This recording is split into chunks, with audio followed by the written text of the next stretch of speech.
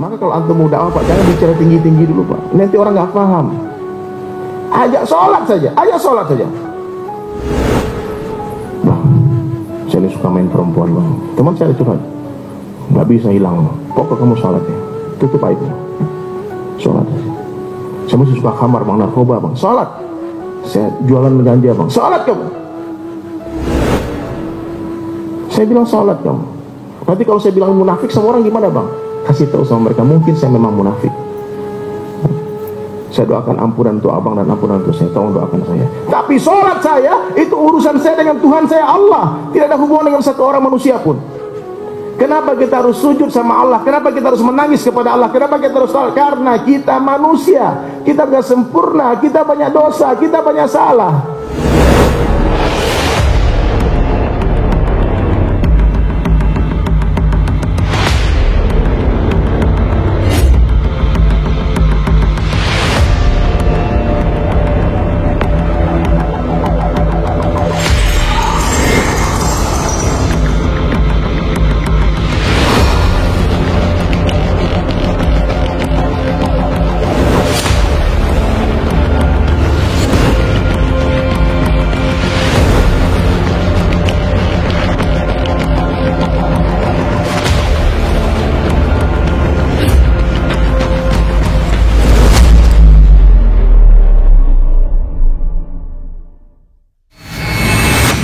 Assalamualaikum warahmatullahi wabarakatuh.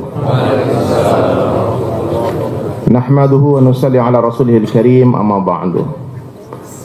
Qala Allah ta'ala fil Qur'anil karim, a'udzu billahi minasy syaithanir rajim. Bismillahirrahmanirrahim. Kuntum khaira ummatin ukhrijat lin-nas ta'muruna bil ma'ruf wa tanhauna 'anil munkar wa tu'minuna billah. Wa qala an-nabi sallallahu alaihi wasallam fi hadis qudsi عن أبي درداء رضي الله عنه يقول سمعت أبو القاسم صلى الله عليه وسلم يقول إن الله قال يا عيسى إني باعث من بعدك أمة إن أصابهم ما يحبنا حمد الله وإن أصابهم ما يكرهون تصابوا والصبروا ولا حلم ولا علم.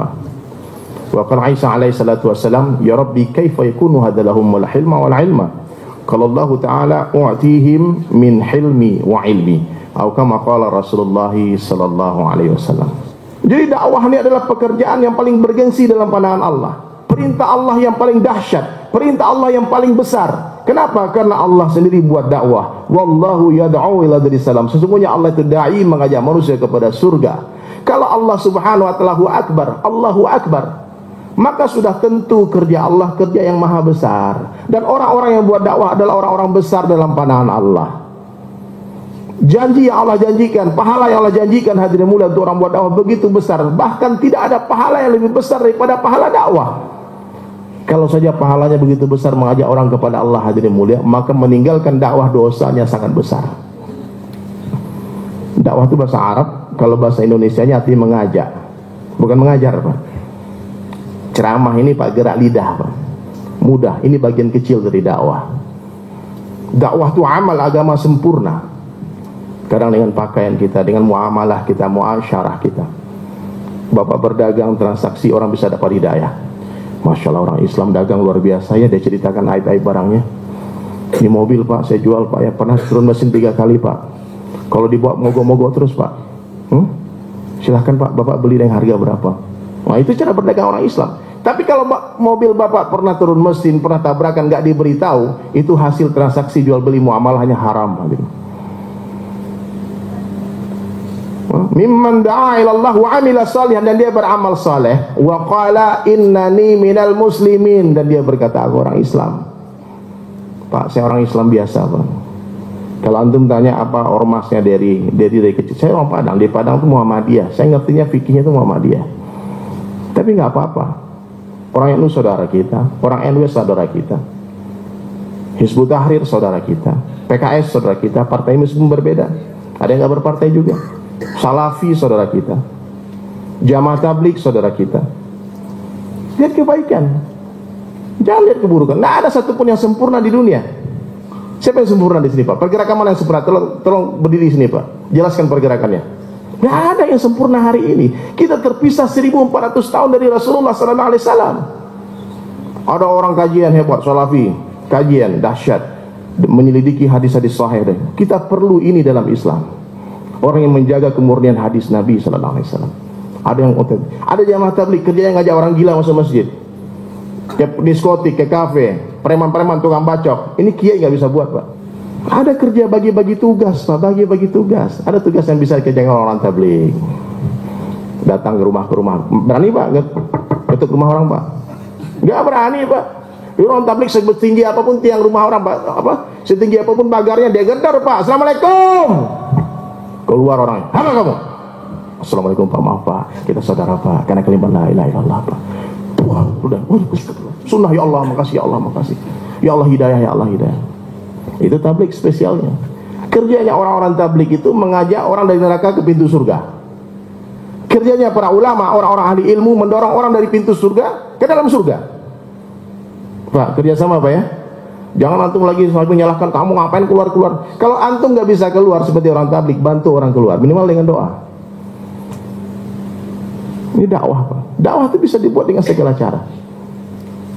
Profesi kita, orang kantoran dakwah di kantor, petani dakwah di sawah, pedagang dakwah di pasar, seniman-seniman dakwah dengan karya-karya positif. Jangan dihujat juga, Pak. Gak semua orang bisa bernyanyi. Saya datang ke bartender, rata-rata bartender di Bali itu orang Islam. Ada waitress cewek-ceweknya itu Muslim. Saya tahu berapa orang Islam, saya tunggu di depan pintu klub. Ajak ke masjid, Bang, ada pengajian besok di masjid, datang, Bang. Kita makan-makan, minum-minum. Tapi saya malu ke masjid, Bang. Kenapa malu? Saya banyak dosa, Bang. Sholat, Bang.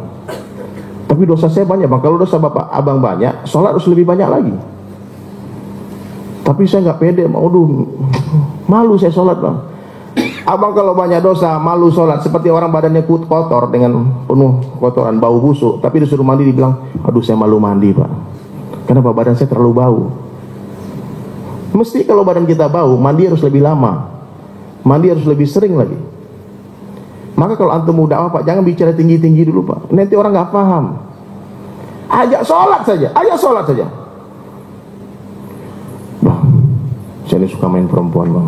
Teman saya curhat, nggak bisa hilang, Bang. Pokok kamu sholat ya, tutup aibmu, sholat saja. Saya masih suka khamar, Bang, narkoba, Bang. Sholat. Saya jualan ganja, Bang. Sholat kamu. Saya bilang sholat kamu. Nanti kalau saya bilang munafik sama orang gimana, Bang? Kasih tahu sama mereka, mungkin saya memang munafik. Saya doakan ampunan untuk abang dan ampunan untuk saya. Tolong doakan saya. Tapi sholat saya itu urusan saya dengan Tuhan saya Allah. Tidak ada hubungan dengan satu orang manusia pun. Kenapa kita harus sujud sama Allah? Kenapa kita harus menangis kepada Allah? Kenapa kita harus sholat? Karena kita manusia, kita gak sempurna, kita banyak dosa, kita banyak salah. Ini yang hadir di sini semua pendosa ini. Saya bisa pastikan 100% pendosa semua, termasuk saya. Kenapa? Kita punya syahwat, tiap saat pengen maksiat. Meskipun dosa kita beda-beda, Pak, nggak sama dosanya. Tapi mentang-mentang dosa kita nggak sama dengan dosa orang lain, lalu kita merasa lebih baik. Dosa lu nggak keren, bro.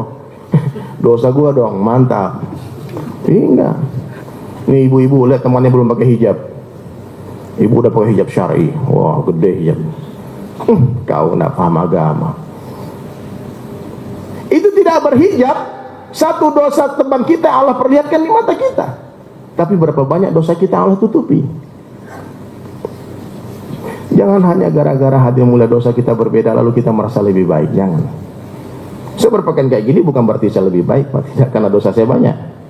Saya berharap sama Allah mudah-mudahan dengan cara berpakaian kayak gini ini diejek-ejek orang, dimaluin orang, nanti masuk surga. Kan Nabi berjanji, "Man ahya sunnati faqad ahabbani wa man ahabbani kana ma'i fil jannah." Siapa yang menghidupkan sunnahku sungguh dia cinta kepadaku, dan siapa yang mencintaiku bersama-sama denganku di dalam surga. Kita agama ini indah, agama ini mudah. Mestinya agama ini menjadikan kita orang yang berakhlak mulia. Orang lihat kita senang, orang kita nggak ada orang rindu. Mana itu Pak Jenggot? Nggak ada.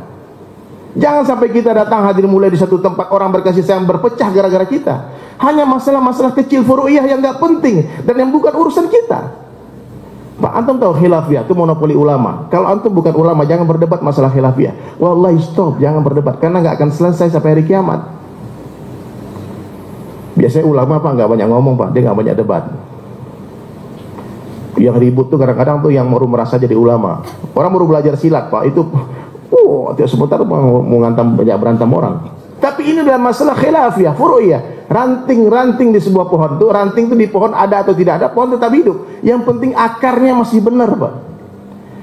Kalau kalimat tauhid hadirin mulai thayyibahnya tidak dirubah, berarti dia masih Islam, Pak. Syahadatnya nggak diganti-ganti. Tapi kalau ada sekarang ada sekelompok orang dia ganti syahadat ditambah dengan kalimat yang aneh-aneh, dia keluar dari Islam. Dia hina sahabat Nabi, yang Nabi Allah sendiri telah katakan mereka radhiyallahu anhum wa radu'an. Wasabiqunal awwalun minal muhajirin wal ansar walladzina tabawwa'u bi ihsan radhiyallahu anhum wa radu'an. Ada kelompok yang menghina sahabat, out dari Islam, kafir mereka. Malah jangan suka mengkritik sahabat, Pak. Ya. Apapun namanya, mau Syiah kayak mau Sunni, kalau dia hina sahabat kafir. Nah, jadi hadirin mulia, ini Islam mudah. Ad-dinu yusrun, agama itu mudah, agama itu indah. Allah Subhanahu wa taala Maha indah dan mencintai keindahan. Islam mengajar kita berbuat baik kepada orang yang berbuat jahat kepada kita. Senantiasa melihat kebaikan orang, dua mata kanan untuk melihat kebaikan orang, mata kiri melihat keburukan diri sendiri. Itu yang diajarkan Islam. Datangi umat dari pintu ke pintu, lorong ke lorong, bicara dari hati ke hati, besarkan Allah. Wa rabbaka fakabbir, itu perintah awal dalam Islam. Besarkan Allah. Nama kita kecil nggak masalah, Pak. Orang nggak kenal kita nggak masalah. Yang penting dia kenal Allah. Kalau Bapak kaya hari ini, kasih tahu semua orang, ini kekayaan saya, Allah yang punya, Allah yang beri. Dia Al-Ghani, yang maha kaya, Al-Mughni, yang memberikan kekayaan kepada seorang kaya. Kalau beri jabatan, katakan jabatan saya ini Allah yang beri, bukan karena saya cerdas, tidak, tapi Allah angkat saya jadi pejabat.